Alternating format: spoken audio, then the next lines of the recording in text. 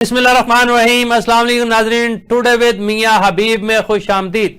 नाजरीन, वफाकी हुकूमत के अवाम दोस्त बजट पर बहस मुबासे जारी हैं। अवाम इसमें अपने हिस्से का बजट खुर्दबीन के जरिए ढूंढ रहे हैं। आप जरा खुद अंदाजा लगाएं, जिस मुल्क के 2.5 करोड़ बच्चे स्कूल से बाहर हों, वहां स्कूल व कॉलेज की तालीम के लिए सिर्फ 26.3 अरब रुपए रखे जाएं, आला तालीम पर सिर्फ 44 अरब रुपए खर्च किए जाएं, कौमी तरक्याती प्रोग्राम के लिए सिर्फ 3.675 अरब रुपए रखे जाएं और सेहत के लिए 25.1 अरब हों और साइंस व टेक्नोलॉजी के लिए 3.6 अरब रुपए मुख्तसर किए जाएं।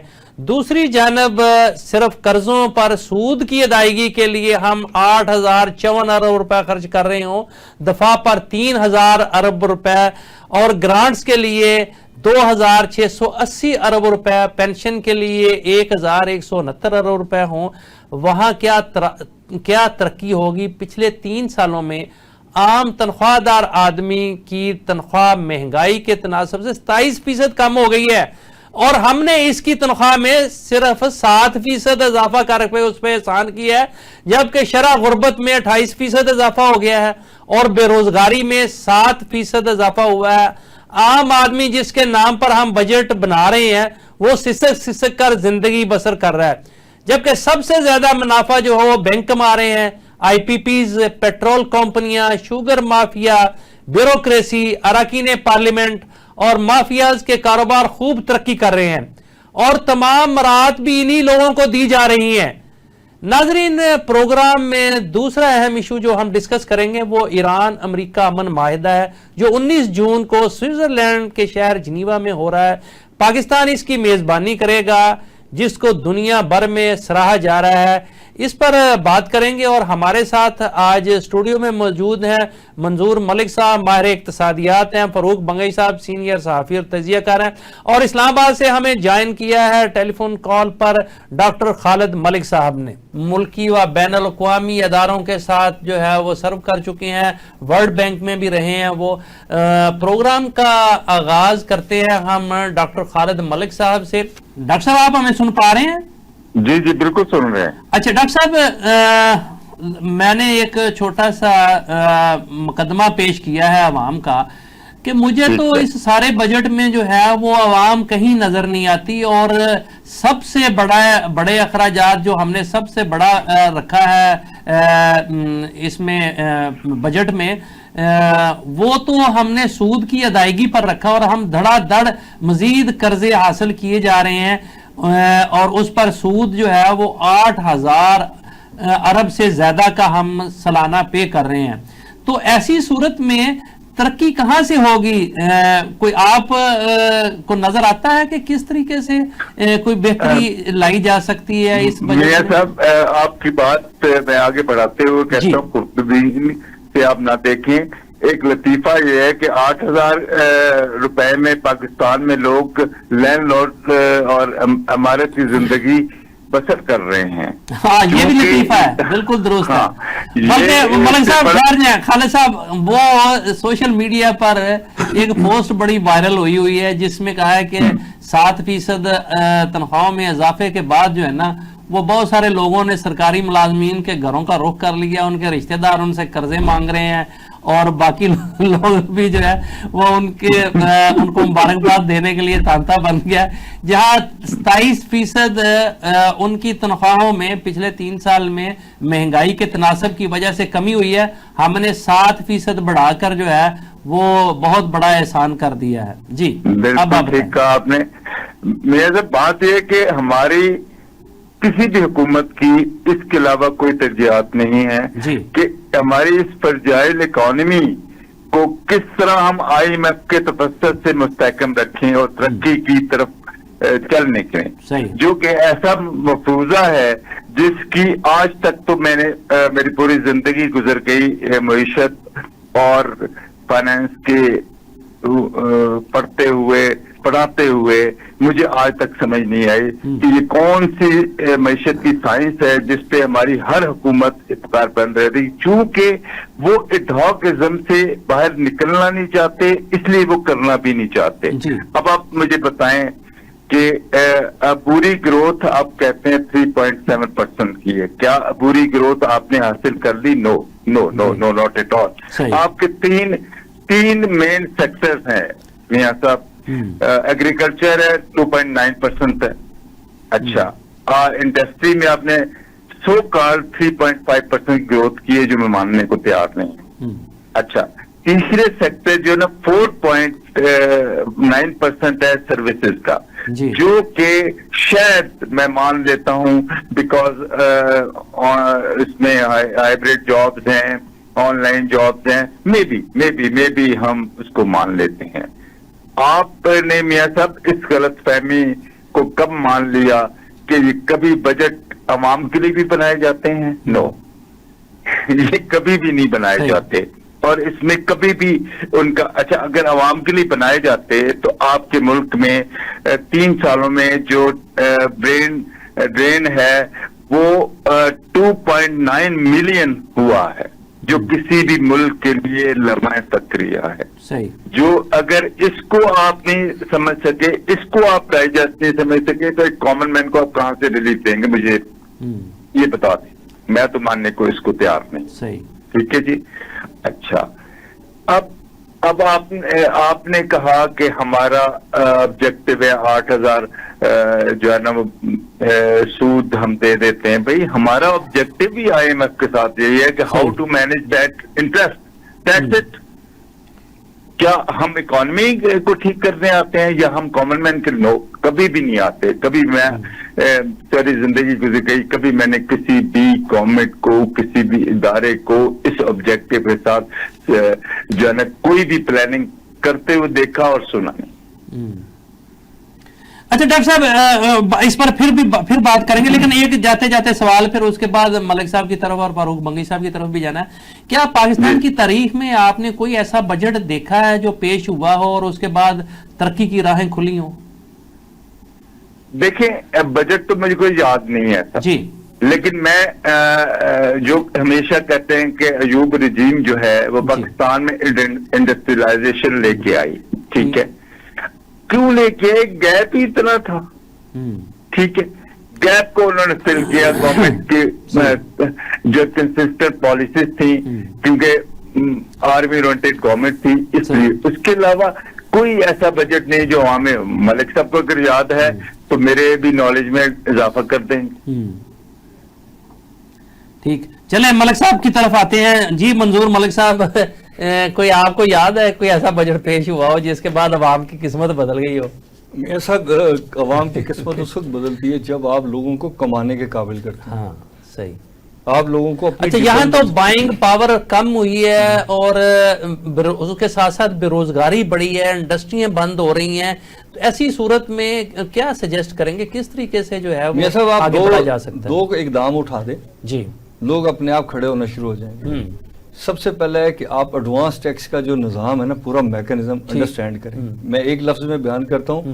ہر انڈسٹری کے اوپر 2 چیزیں ہوتی ہیں. وہ ایک تو اس نے ٹرن اوور ٹیکس دینا, اچھا جتنی ٹرن اوور کرے گی اس کا ٹیکس ہوگا, ہاں. اور دوسرا اس نے سیل ٹیکس دینا. ٹھیک ہے, مجھے بتائیں کہ میں نے ایک چیز کی پروڈکشن کاسٹ رکھی 10 روپے جی, آپ کہتے ہیں جی اس کے اوپر آپ نے سیل ٹیکس جمع کرنا ہے اور پھر آپ نے اس کے اوپر انکم ٹیکس دینا ہے. ٹھیک ہے, تو آپ مجھ سے 5 گنا 6 گنا میرے ٹرن اوور کا ٹیکس لے جاتے ہیں. صحیح. اس لیے پاکستان میں ایک انڈسٹری دکھا دیں جس نے گورنمنٹ سے ریفنڈ نہ لینا ہو.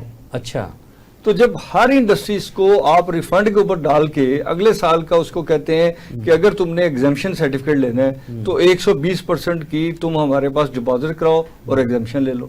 صحیح. وہ کیوں کرواتا ہے؟ کیونکہ اگر وہ اس کا 1% کٹنا ہے اس کی بجائے 5% کٹے گا تو بہتر ہے کہ وہ ٹیکس جمع کرا کے 1% کے حساب سے کام کر لے. اس میں نقصان کیا ہوتا ہے میاں صاحب؟ ایک تو آپ کی کاسٹ بڑھتی ہے, دوسرا بیوروکریسی کے ساتھ جو ریلیشن شپ ہے وہ بڑھتی ہے, تیسرا اس میں جو سب سے بڑا لاس ہوتا ہے وہ یہ ہے کہ عام آدمی کے کاروبار میں آنے کے راستے بند ہو جاتے ہیں, جو totally as of doing business اور کاسٹ آف ڈوئنگ بزنس کے خلاف ہے. نمبر 3 یہ ہے کہ وہ لوگ انڈسٹریلسٹ کیوں یہ خرچ کرتے ہیں؟ کیونکہ ان کو لگتا ہے کہ ان کے کمپٹیشن میں کوئی نہیں آئے گا. صحیح. دیکھیں 3-4 چیزیں ہیں، ڈاکٹر صاحب بھی ہیں، فاروق بھائی بھی ہیں، یہ جانتے ہیں کہ دنیا میں ٹیکس جو ہے نا اٹ سیلف وہ کوئی چیز نہیں ہے، وہ بائی پروڈکٹ ہے اس چیز کی جو ہے اپنے اکنامک ایکٹیویٹی کی، جو اپنے سوشل اپ گریڈیشن کی، جو کلچرل ایکٹیویٹی کریٹ کی، جو بینکنگ کو آپ نے اسٹرینتھن کیا. یہاں تو بینکوں میں شبر زیدی کے بقول بھی کہ آپ نے اپنے بچے لا کے بٹھا دیے صحیح جو بالکل بینکنگ کے قابل نہیں ہے، لیکن انہیں آپ لاکھوں کی مراحت بھی دے رہے ہیں، گاڑیاں بھی دے رہے ہیں، سب کچھ دے رہے ہیں. اگر انہیں پبلک میں جا کے بینکنگ کرنی پڑے تو یہ سارے بینک بند ہو جائیں گے. ٹھیک، کیونکہ 85% گورنمنٹ لے جاتی ہے، تو اس لیے گورنمنٹ کی ریکمنڈیشن پہ چلتے ہیں. انٹرنیشنل ریلیشن شپ، ابھی آپ نے اپنے پروگرام کے شروع میں بتایا کہ 19 جون کو ایگریمنٹ ہونے جا رہا ہے. ہاں جی ہاں. اگر ہوتا ہے تو کیا ہم نے پریپریشن کی ہے کہ اس ایگریمنٹ سے جو ریجن میں امن آئے گا اس کے نتیجے میں ہم کیا اگلے سال کمائیں گے؟ یہ سوال آپ سے پوچھیں گے ہم اگلے سیگمنٹ میں. جی فاروق بنگئی صاحب، آپ نے بجٹ کو کیسا پایا ہے؟ بسم اللہ الرحمن الرحیم. میاں صاحب دیکھیں، بجٹ ایک تحریری لوری ہوتی ہے جو ہر سال سنائی جاتی ہے اچھا لوگوں کو خاموش رکھنے کے لیے، جی. لیکن کچھ روایات ہے جس کو برقرار رکھا جاتا ہے، جیسے ہنگامہ رائی، شور شرابہ، وزیر اعظم کی گرد حصار باندھنا، اپوزیشن بینچ اور جو ہے دوسری حکومتی بینچوں کی طرف سے آوازیں اور کاپیاں پاڑ کر کے پھینکنا، یہ روایت برقرار رکھی جاتی ہے. اچھا، اس میں کوئی اختلاف نہیں، یہ روایت دونوں طرف سے برقرار رکھی جاتی ہے. دوسری چیز یہ ہوتی ہے کہ متوازن بجٹ، ہر بجٹ متوازن ہے یہاں پہ. اور ایک ٹرم جو ہے وہ بہت ایک فکرہ لکھا جاتا ہے، معیشت درست سمت جا رہی ہے. وہ سمت کا آج تک کوئی تعین نہ ہوا، نہ ہمیں پتہ چلا.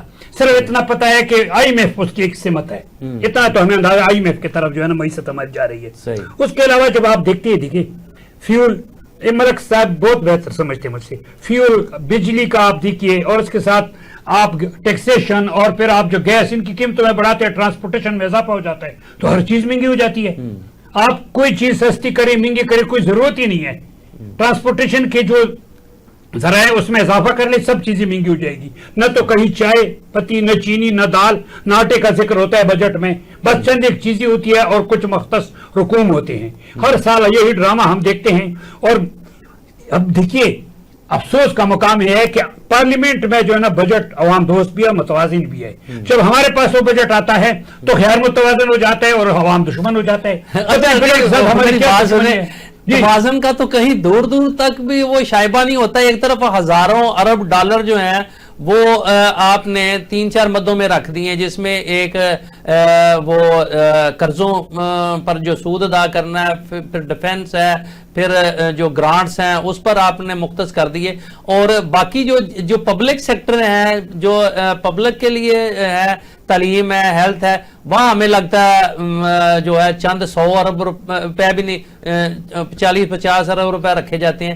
تو وہ توازن تو کہیں دور دور تک نظر نہیں آتا. صاحب یہ شروع سے یہی ہوتا ہے، آج کا تھوڑا ہے. میں تو عرض کر رہا ہوں کہ لکھا ہوتا ہے کہ جی متوازن بجٹ ہے، عوام دوست بجٹ ہے، معیشت درست سمجھ جا رہی ہے. ہر بجٹ میں یہی کاپی پیسٹ ہو جاتا ہے. لیکن ہمارے پاس جب آتے ہیں تو ایک چیز میں آپ کو بتا دوں، آپ جا رہے ہیں بریک پہ. ایک بات یہ ہے کہ جب یہ کہتے ہیں بنظیر انکم سپورٹ ہم نے اضافہ کیا نا، وہ بھی پریشر تھا. اگر پریشر نہ ہوتا تو انہوں نے بھی نہیں کرنا تھا. اچھا، وہ اس میں بھی ہمیں اختلاف ہے.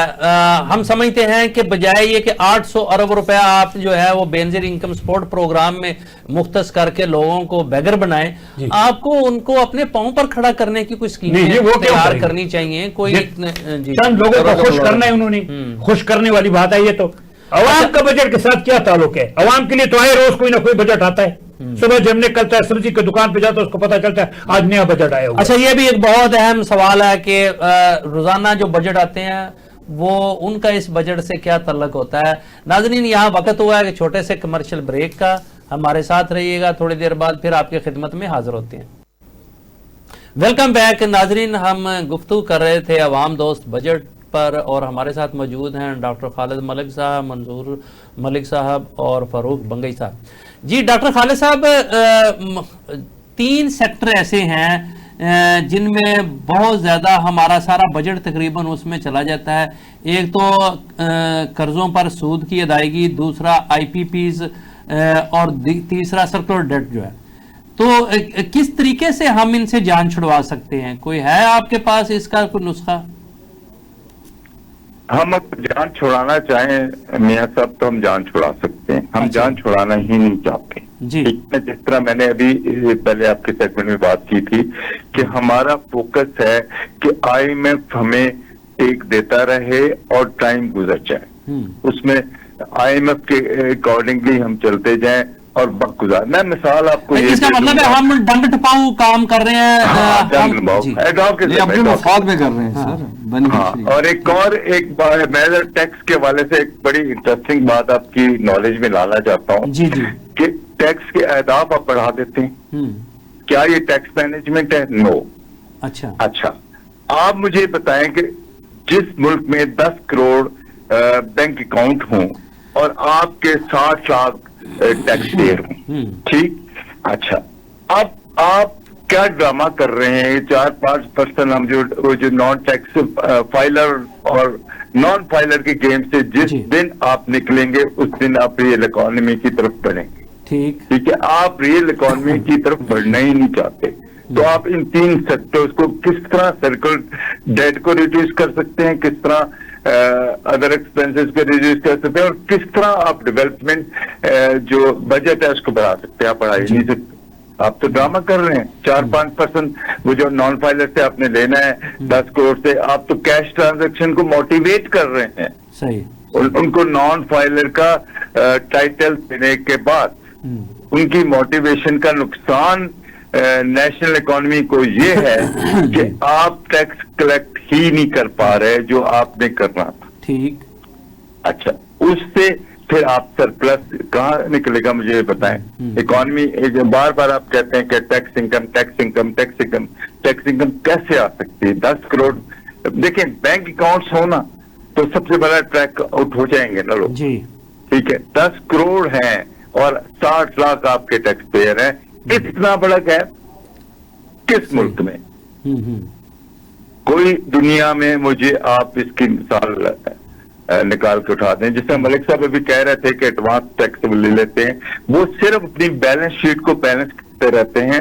ایکچوئل جو ریئل کنٹریبیوشن ٹو اکانومی ہے وہ یہ لا ہی نہیں سکتے. کہاں سے سرکولر کمپلیٹ کریں گے؟ کیونکہ ان کی عادت ہو گئی ہے کہ یہ ایڈوانس پہ چلتے، ٹھیک، عادت ہو گئی ہے یہ لون پہ چلتے ہیں.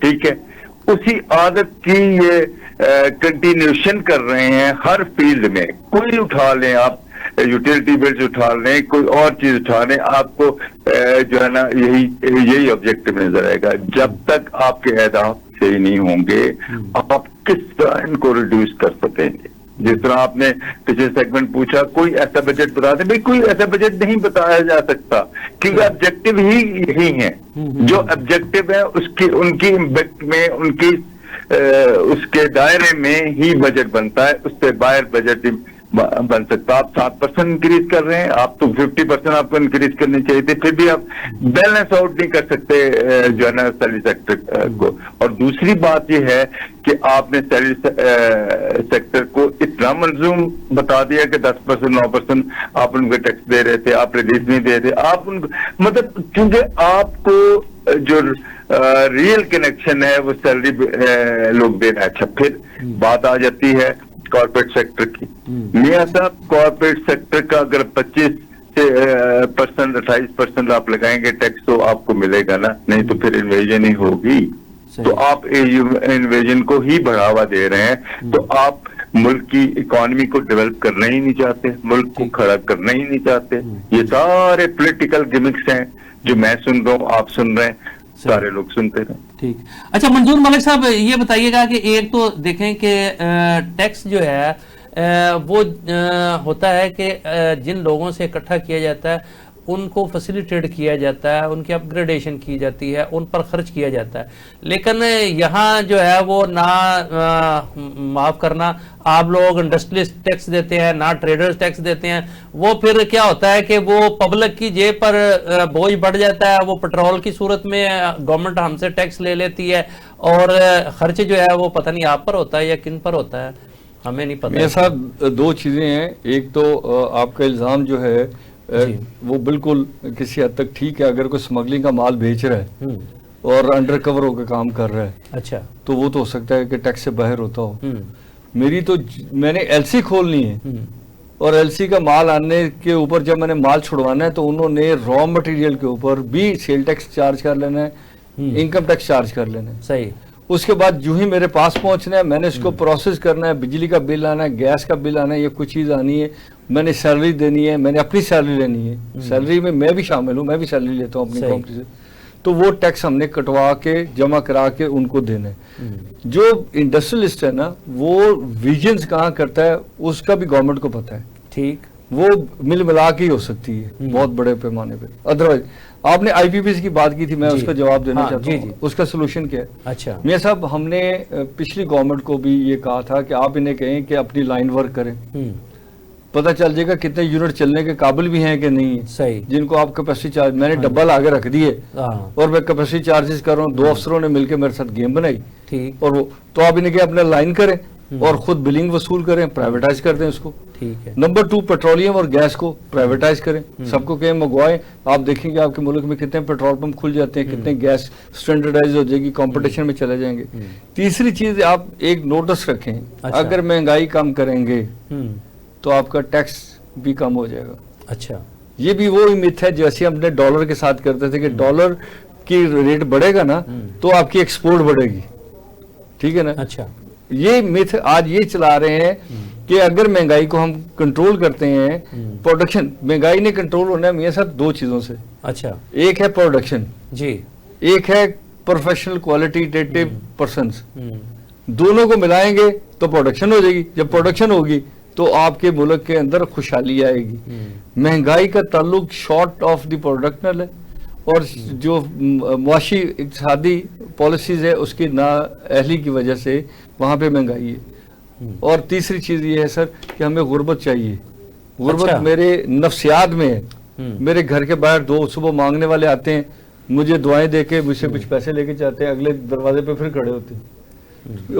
آپ کی اگر مہنگائی کی جگہ پہ ہم نے اس کو کنورٹ کر دیا تو لوگ کشتیوں میں باہر نہیں جائیں گے سر. اگر آپ نے ان کے لیے یہاں روزگار کیا اور ان کو پڑھنے کا موقع دیا تو وہ ہائی پروفائل میں جائیں گے باہر, جس سے آپ کے ملک کی عزت بھی ہوگی. یہ جو مت ہم بناتے ہیں نا کہ جب لوگ جیسے تیسے باہر چلے گئے اور وہاں سے جو اپنے خاندان کو بھیجتے ہیں, ہم ان کو غربت میں رکھ کے تو کیا کرتے ہیں کہ ان کے اس پیسے کو پراپرٹی میں لے جاتے ہیں اور اس پراپرٹی کے نتیجے میں آپ خوشحالی دکھاتے ہیں. مگر صاحب کس طرح پہیہ چل سکتا ہے معیشت کا اس ملک؟ سر 2 سمپل فارمیٹ ہیں. ایک تو بیوروکریسی کو ایس او پی کے انڈر قید کریں. اچھا. یہ جو آپ نے وائلڈ اختیارات دیے نا, اس سے میں بھی انڈسٹری سے باہر ہوں. اچھا. مجھے نہیں پتا کہ صبح ایک آفیسر کیا پالیسی بنائے گا اور آ کے وہ کہے گا جی آپ کے اوپر ایف آئی آر بھی ہے اور آپ کو ہتھ کڑی بھی لگے گی. ٹھیک. اور دوسرا یہ ہے کہ ایف بی آر کا جو میکنزم آف ٹیکسیشن ہے نا جی, یہ نہیں چل سکتا میاں صاحب. 5% اگر مجھے ایگزمپشن نہیں ملتی تو میں 5% ٹیکس دوں گا, تو 20 ٹرانزیکشن کے بعد ٹھیک میرا 100% سرمایہ جو ہے وہ گورنمنٹ کے پاس ہوگا. اب بتائیں میں نے کیا کرنا ہے. اور پھر جب چاہیں گے میرے اکاؤنٹ فریز کر دیں گے, جن کو میں نے چیک دیے ہیں وہ میرے اوپر ایف آئی آر کرا دیں گے. تو آپ نے یہ فیئر کریٹ کیے ہیں, لوگ کاروبار سے نہیں بھاگے. اس ملک میں میاں صاحب ہائیلی پوٹینشیل ہے, ہمارے پاس ریسورس ہیں, ہمارے پاس را مٹیریلز ہیں, ہمارے پاس ایگریکلچر کو ویلیو ایڈیشن کرنے کا بڑا چانس ہے. تو پھر ہر آدمی گورنمنٹ کی طرف کیوں دیکھتا ہے؟ اچھا, مجھے ایک ڈاکٹر خالد ملک صاحب سے سوال کرنا, پھر اس کے بعد بنگی صاحب کی طرف جانا. ڈاکٹر صاحب, آپ کو اس بجٹ میں کوئی ایسی چیز نظر آتی ہے جس سے جو ہے اس سال ہم سمجھیں کہ پاکستان میں جو ہے کاروبار چل پڑیں گے؟ سر دست تو نظر آتی. اچھا. سر دست تو بالکل نظر نہیں آتی. اگر کوئی ٹیمپریری ریٹ مل جائے اور آئل پرائسز نیچے چلی جائیں, اچھا, ٹھیک ہے, تو شاید جو ہے نا مہنگائی پہ بوجھ کم ہو جائے. ٹھیک ہے, شاید والی بات ہے. 19 کا آپ ریفرنس دے رہے ہیں, لیکن اگر یہ چیزیں پرماننٹ سولوشن تو ہے ہی نہیں. جس طرح ملک صاحب کہہ رہے ہیں نا کہ یہ اصلاحات کرنی چاہیے ایف بی آر میں کرنی چاہیے, پرائیویٹ سیکٹر کو یہ جتنی یوٹیلٹی بلز یوٹیلٹیز کے اس میں آ جانا چاہیے ریسورسز میں. یہ باتیں تو سب ٹھیک ہے. اچھا, کیا ایکسپورٹ انکریز ہو سکتی ہے؟ کہاں سے ویلتھ آنی چاہیے؟ ویلتھ آنی چاہیے ایکسپورٹ سے. صحیح. لیکن کیسے انکریز ہوگی میاں صاحب؟ 15 بلین جو بیلز تھی کاٹن سے, اب پروڈکشن ہماری 5 بلین رہ گئی ہے. بتائیں. मिलियन रह गई। अब बिल्कुल इसी तरह पूरी ज़राअत के, ये नहीं सिर्फ कॉटन की फसल पर नहीं, तमाम फसलों में जो है वो तनज़ली की तरफ जा रहे हैं, प्रोडक्शन कम हुई है। तो क्या देखें, ये असूल है इकोनॉमिक्स का, बिजनेस का, कि जब तक आप cost of services, cost of production को रिड्यूस नहीं करेंगे, बढ़ाएंगे नहीं, आपका मुल्क सरवाइव नहीं कर सकता। इसकी एग्जांपल चाइना की ले लें, बाकी दूर आपने क्या। तो मेरे नजदीक तो कोई ऐसा कदम इन्होंने उठाया जिससे हम ये कह सकें कि हमारी मैशत का पहिया दौड़ने लग जाएगा। और रही बात, सबने बैंकों की जिक्र की थी आपने। अच्छा, कुछ टैक्सेस इन्होंने कम किए हैं खालिद साहब, जिसमें वो प्रॉपर्टी पर लेन देन में टैक्स कम किया, उससे कोई रियल स्टेट सेक्टर पर कोई फर्क पड़ेगा? रियल से एक स्लाइड सा इफेक्ट जरूर आ जाएगा। इस दिन तो डेडलॉक है। डेडलॉक का नुकसान ये हो रहा है कि आप कंस्ट्रक्शन सेक्टर, बिल्कुल देखें, कंस्ट्रक्शन के साथ 40 इंडस्ट्रीज लाइट चलती हैं। जी जी, ठीक है। जब कंस्ट्रक्शन ही नहीं मुल्क में चल रही तो 40 इंडस्ट्रीज कैसे चलेंगी? जब आप वो उनको आपने स्टिक कर दिया तो इकोनॉमी कैसे मूव होगी, लोग कमाएंगे कैसे? ठीक है, लोग घर में खाना नहीं आएगा तो वो सरवाइव कैसे करेंगे? तो ये एक पूरी चेन है जिसके बारे में कोई सोच नहीं रहा है। इस तरह नहीं है डॉगिज्म के टैक्स रिडक्शन नहीं, रिडक्शन टैक्स रिडक्शन। आप फिर वही मेरी भी बात फिर वही आ जाती है कि 10 करोड़ को आपने नॉन फाइलर का खिताब दे दिया है 60 लाख को अलावा, और आपने सारा बोझ जो है सैलरी क्लास पे डाल दिया है टैक्स की। नहीं तो डॉक्टर साहब, जिन लोग जो फाइलर बने भी हैं उनमें से तो जो आधे से ज्यादा जो है वो उनकी आमदन नील है, तो वो कागज भरने का क्या फायदा? मैं सब मान लिया, जब 10 करोड़ में से 1 करोड़ भी अगर साल में मिलियंस की ट्रांजैक्शन करते हैं तो टैक्स आपको मिल जाएगा। चलो, मतलब इसको इस तरह ले लेते हैं, ठीक है। जब आपने नॉन फाइलर उनको आपने दे दिया, हाँ ये 4% इधर से ज्यादा दे देंगे, इधर कुछ नहीं होगा भाई, कैश ट्रांजेक्शन वहीं रहेंगी, कोई पैरेलल इकोनॉमी चलेगी और एक्चुअल रियल इकोनॉमी की तरफ मूव ही नहीं करेंगे। आप डंडा से हर काम करना चाहते हैं, पॉसिबल नहीं है, अदाब बढ़ा के नहीं हो सकता। सही सही जी। फरूक बंगई साहब, आप कुछ कहना चाहते हैं मईशत पर, आगे बढ़े? देखिए, मैं तो सिर्फ तक ये कहते हैं मईशत का पहिया चल रहा है, हर साल उसका IMF से ग्रीस लेकर के लगाते हैं और चंद दिन चलाते हैं, फिर कहते हैं मईशत का पहिया चल रहा है। कब तक आप ग्रीस से जो ना पहिया चलो, तो जाम हो चुका है, चल ही नहीं रहा है। सही सही सही। नाज़रीन, यहाँ वक्त हुआ है कि छोटे से कमर्शियल ब्रेक का, हमारे साथ रहिएगा, थोड़ी देर बाद फिर आपकी खिदमत में हाजिर होते हैं। Welcome back. नाजरीन, प्रोग्राम के आखिरी हिस्सा में हम गुफ्तगू करेंगे ईरान और अमेरिका के दरमियान जो माहिदा होने जा रहा है जिनीवा में उस पर, और उसकी मेज़बानी पाकिस्तान कर रहा है। हमें तोक़ो थी कि ये सारा प्रोसेस जो है वो पाकिस्तान के अंदर होगा, क्योंकि पहला दौर जो था वो पाकिस्तान में हुआ था, और इस माहिदे को हतमी शक्ल तक पहुंचाने में चूंकि पाकिस्तान का कलीदी रोल था, तो तोक़ो यही थी कि ये पाकिस्तान में होगा, लेकिन ये स्विट्ज़रलैंड में हो रहा है, लेकिन इसकी मेज़बानी पाकिस्तान ही करेगा। इसके क्या असरात मरतब होंगे, क्या इसकी तफसीलात हैं, क्या कुछ होने जा रहा है, इस पर हम अपने माहिरीन से बात करेंगे, और फिर इसके इक्तसादी पहलुओं का भी जिक्र करेंगे, चूँकि हमारे साथ माहिर इक्तसादियात भी मौजूद हैं। और इसमें हम सबसे पहले जो है वो फ़ारूक बंगई साहब का टेक लेते हैं। जी फ़ारूक बंगई साहब, क्या मालूमात हैं आपके पास, ये किस तरीके से मुमकिन हो सका? चूँकि लेकिन ये एक बात मैं आपको बता दूं बंगई साहब, आपने कहा था कि 2 जून के दूसरे अशरे में इस पर जो है वो डेवलपमेंट हो जाएगी, लेकिन मुझे अभी भी सारा कुछ तय हो गया, लेकिन अभी भी जो है ना खदशा सा, खटका सा है कि चूंकि ट्रंप बड़ा बेतबारा सा बंदा है, पहले भी कई दफा बिल्कुल माहिदे के करीब पहुंचकर कोई ना कोई ऐसा हर्डल क्रिएट कर दिया जाता रहा है कि फिर नए सिरे से मामला जो है वो शुरू करने पड़ते थे। तो अब क्या आपको पूरी तोक़ो है कि ये अब मामला हतमी दस्तखतों की तरफ बढ़ चुका है और ये 19 जून को दस्तखत हो जाएंगे? ये साहब, असल बात यह है कि पहली बात तो है, जहाँ तक आपने जिक्र किया मियाँ साहब, वो जो उसका है क्या नाम है, ट्रंप साहब, तो उसका मिजाज गिरामी जो है ना, वो तो हर जगह रुकावट आती। सही। और दूसरी इसमें जो है इसराइल ट्रिगर, ये 2 ऐसी चीजें हैं जिसपे जब तक दस्तखत न हो जाए वसूख से नहीं कहा जाता। हाँ, बिल्कुल ऐसा ही है। एक तय है, उनको सामने रखना मिजाज गिरामी ट्रंप का और इसराइल ट्रिगर। सही। जहां तक जो मालूमात हमारे तक पहुंची है, जो है अब तक, वो ये है कि देखिए ये डील है, एक इंटरम डील है। अच्छा। और 60 डेज का ड्यूरेशन है, जिसके बाद जामे मुज़ाकरात होंगे और फिर जो है ना कॉम्प्रिहेंसिव डील की तरफ जाएंगे। अब पहली बात तो है इसमें, फर्स्ट जो है सीज फायर, जो बहुत खुशैन बात है, क्योंकि परमानेंट हो जाएगा, अब तो पास है। हाँ जी। और किसी किस्म की एस्केलेशन नहीं होगी, कशीदगी नहीं होगी, हॉर्मुज़ खोल दिया जाएगा, शिपिंग की जो है ना थोड़ी बहुत नेविगेशन जो है ना फ्रीडम है, और जो फ्यूल में इधर उधर जो एनर्जी क्राइसिस है ये खत्म हो जाएगा। अच्छा। 60 डेज जो है ना उसमें सब कुछ होना है, कितनी अदवार होंगी, क्या कुछ होगा, उसमें भी कई रुकावटें आ सकती है, बहुत कुछ होगा। और 60 डेज में फिर जामे मतलब मुज़ाकरात की तरफ जाएंगे। उसके बाद फिर नाकाबंदी है, जो नाकाबंदी अभी तक की है वो खत्म की जाएगी, ठीक है, मतलब बंदरगाहों की ईरानी, और साथ नई कोई पाबंदी नहीं लगेगी। दो चीजें एक और है कि फ्रोजन अमाउंट है वो भी अनलॉक करेंगे, लिमिटेड।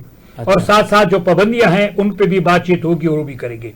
नेक्स्ट जो रखा गया है उसमें एक न्यूक्लियर फाइल है, अच्छा। प्रॉक्सीज है कि उनको देखा जाएगा, और फिर वो टाइम है कि भाई किस टाइम तक जो है ना वो कितना स्केल है, किस स्केल में हमने ये पाबंदियां खत्म करनी है, ये चीजें जो है ना नेक्स्ट बातचीत उस पर होगी। लेकिन ये जो कुछ है पॉइंट 4-5 इस पे तो इन पे साइन होना है। अच्छा। पहली बात तो ये है। लेकिन उसमें एक चीज ये है कि नेक्स्ट 60 डेज का जो पीरियड दिया गया है उसमें जो बातचीत होगी, ये अभी तक जब तक कंप्रेहेंसिव डायलॉग नहीं होते, एग्रीमेंट नहीं होता है, तो हम नहीं कह सकते हैं। अच्छा। लेकिन इसमें हमें दो फायदे हैं। एक तो यह है कि मजीद कशीदगी का इम्कान नहीं होगा, दूसरी चीज ये है कि एनर्जी नेविगेशन फ्रीडम जो है ना वो हमें थोड़ा सा उसमें आसानी हो जाएगी। ठीक।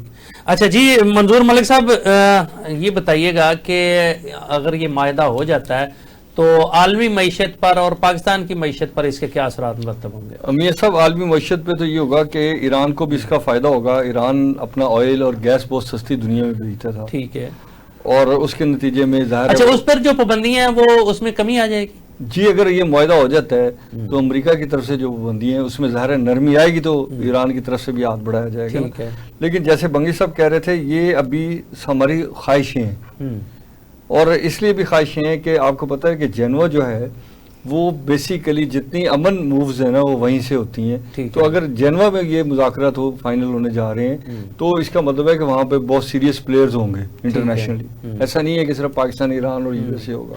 तो जो बंगी साहब का खदशा है वो अपनी जगह पे है, बट एक प्लेस की भी एक अपनी जगह आइडेंटिटी वैल्यू है।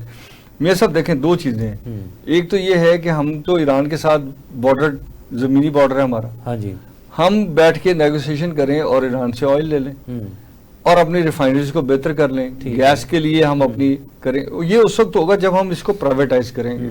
आप किसी को भी अंडर दी SOP दे दें कि वो इन शराइत के साथ मंगाए, और ये तरीकाकार, अगर दुकान चलाई जा सकती है, अगर कोई फैक्ट्री चलाई जा सकती है, तो ये कारोबार क्यों नहीं किया जा सकता? सही, नंबर 1। नंबर 2 ये है कि इसके नतीजे में ये ज़रूर होगा कि हमारे करीब जो एक टेंशन है वो ख़त्म होने से जो इन्वेस्टमेंट है वो जेन्युइनली इन एरिया में दोबारा आएगी। ठीक है। मिसाल के तौर पे अगर ईरान है तो ईरान अपने अंदर जो बिल्डिंग्स बनानी है, कंस्ट्रक्शन करनी है, जो अपनी इंडस्ट्री चलानी है। पाकिस्तान है, इवन कोई भी एक, वैसे मिडिल ईस्ट में काफी सारा काम निकलेगा, अगर ये जंग बंद होती है तो काफी सारा काम निकलेगा, उसमें पाकिस्तान को क्यों हिस्सा मिलेगा? मियां साहब यही मैं बात करने लगा था एग्जैक्टली। अब मसला ये है कि क्या हमारी कैपेसिटी है कि हम उनके साथ जाके बार्गेन कर सकते हैं, हम उनके साथ मीटिंग्स कर सकते हैं, उनके साथ हम फाइनेंशियल कंट्रीब्यूशन कर सकते हैं। मसला जो दुनिया में आता है ना वो है बातचीत करने का, आने जाने के जराए का। सही। जब आप आने जाने के लिए आसानियां पैदा करते हैं ना, तो जो आप एक्सपोर्ट में भी बात कर रहे थे, वो पहले तो मुझे किसी मुल्क में जाने का रास्ता मिले ना, फिर वहाँ पे कोई कनेक्टिविटी हो, फिर उसके नतीजे में मैं उनको समझूंगा, वो मुझे समझेंगे। तो मुझे लगता है कि ईरान के साथ अगर अमेरिका के ये मुज़ाकरात किसी ख़त्मी नतीजे की तरफ बढ़ जाते हैं तो पाकिस्तान को इसमें सबसे पहली अपॉर्चुनिटी ये लेनी चाहिए कि बाकी दुनिया पे अगर पाबंदियाँ नहीं है तो पाकिस्तान पे भी जो एनर्जी की पाबंदी है कम से कम वो तो फौरी तौर पर ख़त्म की जाए। तो उससे क्या होगा कि पाकिस्तान की इकॉनमी जो है वो चल पड़ेगी। फिर इसमें एक इशू आएगा कि अगर ऑयल सस्ता आएगा तो गवर्नमेंट लेवीज किस रेट से लगाएगी। अगर फर्ज करें ऑयल सस्ता लिया तो क्या 200% पे लेवी लगाएगी? तो क्योंकि गवर्नमेंट का मसला रेवेन्यू भी है। सही। اچھا جی ڈاکٹر خالد ملک صاحب بتائیے گا، آپ کے دیکھیں ہم نے جنگ بھی جیت لی، اس کا بڑا امپیکٹ آیا، مورال ہمارا بلند ہوا، پھر ہم نے عالمی سطح پر جو ہے وہ ایک کردار بھی ادا کیا، ایران اور امریکہ میں ثالثی بھی کروائی ہے، اور وہ بھی اللہ کرے کہ انشاءاللہ منطقی انجام کی طرف بڑھے گی، اور انشاءاللہ امید ہے 19 جون کو جو ہے وہ اس پر دستخط بھی ہو جائیں گے۔ لیکن معیشت ہماری بہت بڑی کمزوری ہے، کیا ہم جو ہے، اور ابھی تک ہم نے باقی سارے جتنے بھی سیکٹر ہیں ان پر کسی نہ کسی طریقے سے ہم نے معاملات کو آگے بڑھایا، لیکن یہ معاملہ آگے نہیں بڑھ پا رہا، تو اگر یہ معاہدہ ہوتا ہے تو پاکستان کی معیشت پر بھی اس کا کوئی اثر پڑے گا؟ ہمیں کیا اپرچونٹیز مل سکتی ہیں اور ان سے ہمیں کیا فائدہ اٹھانا چاہیے؟ اور پھر عالمی معیشت پر بھی تھوڑی بات کیجئے گا کہ اس سے دنیا کے جو اس وقت معیشتیں لڑکھڑا رہی ہیں وہ کتنی سٹرینتھن ہوں گی؟ چلیں پہلے پاکستان کو دیکھ لیتے ہیں، پھر انٹرنیشنلی آ جاتے ہیں۔ جی جی، پاکستان میں دیکھیں جی، کاسٹ آف پروڈکشن کا اور کاسٹ آف سروسز پروڈیوس کا میں نے پہلے ذکر کیا ہے، جی جب تک وہ ریڈیوس نہیں کریں گے اکانومی کیسے موو ہوگی؟ اور اس کی ریڈکشن میں پرائم جو ہے نا آبجیکٹو اگر ہم میٹ کر گئے، ایران سے ہم لو کاسٹ پہ آئل اور گیس لینے میں کامیاب ہو گئے، تو اس کا ڈیول امپیکٹ آئے گا، not only the oil prices but the cost of production, مین جو آپ کی الیکٹریسٹی ہے، ادر یوٹیلٹیز ہیں ان پہ۔ اگر گورنمنٹ اس کو ریئل ڈائریکشن دینے میں سیریس ہے اور کامیاب ہو جاتی ہے، ریئل ڈائریکشن یہی ہے کہ لیویز کی گیم سے باہر نکل جائیں آپ، ٹھیک ہے، کیونکہ کچھ ایکسٹینڈ کریں کنزیومر کو بھی اور نیشن کو بھی۔ جب تک آپ ایکسٹینڈ نہیں کریں گے، جب تک آپ اپنی چیزوں کو ریڈیوس نہیں کریں گے، کاسٹ آف پروڈکشن اور کاسٹ آف سروسز کیسے ریڈیوس ہوں گے؟ جب تک کاسٹ آف پروڈکشن اور کاسٹ آف سروسز ریڈیوس نہیں ہوگی، اس وقت تک اکانومی موو کرنے کے قابل نہیں ہوگی۔ ویری امپورٹنٹ ہے۔ اور جاب اپرچونیٹیز نیچرلی ہے، جب آپ اکانومی موو کریں گے تو جاب اپرچونیٹیز شروع ہو جائیں گی۔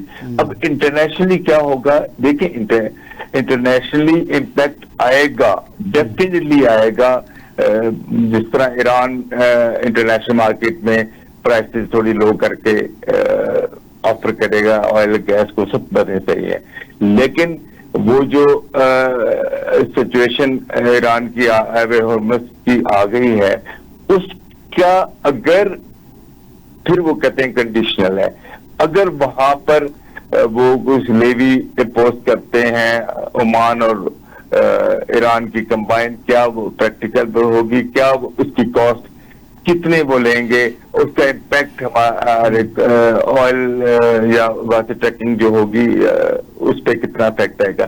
یہ دیکھنے والی باتیں، اس چیزوں کو جب تک سارٹ آؤٹ نہیں، دیکھیں پوری دنیا کی جو پالیٹکس ہے وہ اکنامکس کے گھومتی ہے، جو ہم نہیں ماننے کو تیار۔ بینگ نیشن، پاکستانی نیشن نہیں مانتی، یہ تو پرائڈ اللہ نے دے دیا کہ چلیں، میں کہتا ہوں کہ بیک پہ ایران چائنا تھا، یہ تھا وغیرہ، لیکن پرائڈ آپ کو آن دا فیس آف ریکارڈ تو اللہ نے دے دیا نا۔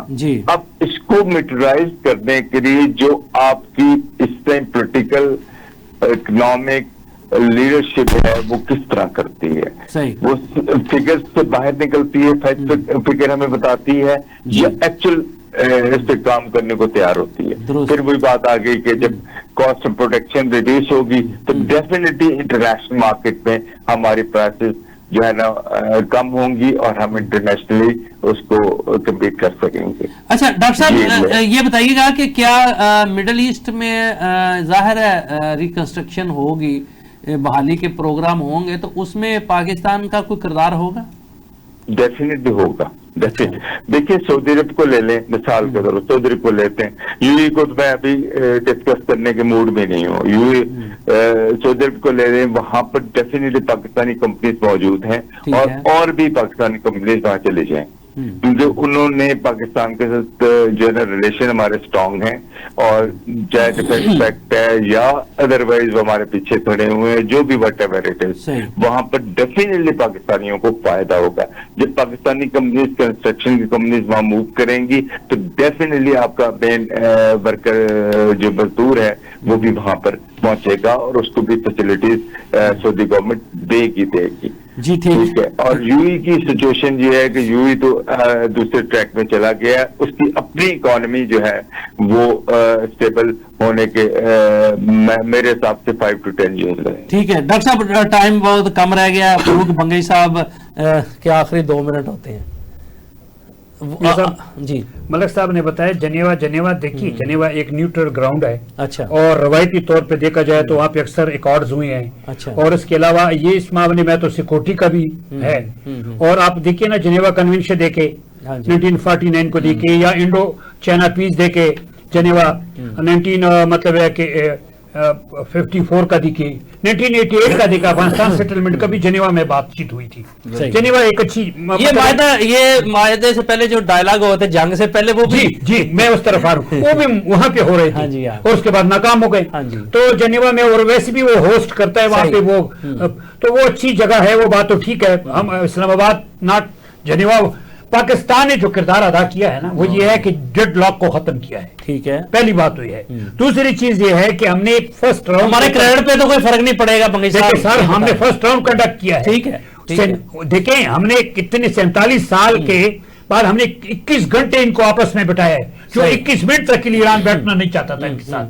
اور اس کے بعد پھر ریجنل فیسیلیٹیٹر کا کردار ہمارے ذات پہ، ہمارے مطلب ہے کہ جو امپورٹنس ہے، ہمارے جو کردار ہے اس سے متاثر نہیں ہوا. ہمیں امن چاہیے، معاہدہ جہاں بھی ہو. ٹھیک. اچھا بنگئی صاحب، اس میں دستخط کون کون کر سکتا ہے؟ ایران کی طرف سے تو کالیباف اور اراکچی وہاں جا رہے ہیں، تو کیا یہ دونوں میں سے کوئی دستخط کرے گا یا کوئی اور کرے گا؟ اور امریکہ کی طرف سے کن کی طرف سے؟ صاحب یہ ہے کہ ٹیکنیکل ماہرین کی بات آپس میں بات چیت ہوئی بھی، اور مزید بھی گفتگو ہوگی کیونکہ کافی دن ہے بیچ میں. تو وہ طے کریں گے کہ اس میں جو ہے نا کون کریں گے اس میں. اور جیسا کہ پہلے بھی بتایا گیا تھا ڈیجیٹل سگنیچر کے حوالے سے نا، تو وہ آپس میں دیکھیں گے کہ کون کریں گے. لیکن جو بھی دستخط اس پہ ہوں گے، اصل بات یہ ہے کہ ہمیں اس کا فائدہ ہونا چاہیے، ریجن کو فائدہ ہونا چاہیے، تاکہ صرف ایک تو سیکورٹی کے پوائنٹ آف ویو، دوسرا انرجی کرائسس ختم ہونا چاہیے، اور مذاکرات کامیاب ہو. ہماری دعا ہے کانفرنس اور ڈائلاگ بھی کامیاب ہو. ٹھیک. بہت شکریہ جناب ڈاکٹر خالد ملک صاحب، منظور ملک صاحب اور فاروق بنگئی صاحب. ناظرین، پوری دنیا کی نظریں جو ہیں وہ اس وقت جنیوا پر، اور 19 جون اہم ترین دن ثابت ہوگا. اور اللہ کرے کہ دنیا میں جو ایک افراتفری کا ماحول پیدا ہوا تھا، جو ایک توانائی کا کرائسس آیا ہوا تھا، اور آدھے سے زیادہ دنیا جو تھی وہ ڈسٹرب ہو رہی تھی اس کی وجہ سے، اللہ کرے کہ یہ معاملات جو ہیں یہ معاہدے کی صورت میں ختم ہو جائیں، معاہدے کی صورت میں یہ اپنے حتمی مقاصد کی طرف جو ہے وہ بڑھیں اور دنیا میں امن آئے. انہی الفاظ کے ساتھ آپ سے اجازت چاہیں گے. اپنا بہت سارا خیال رکھیے گا. اللہ حافظ.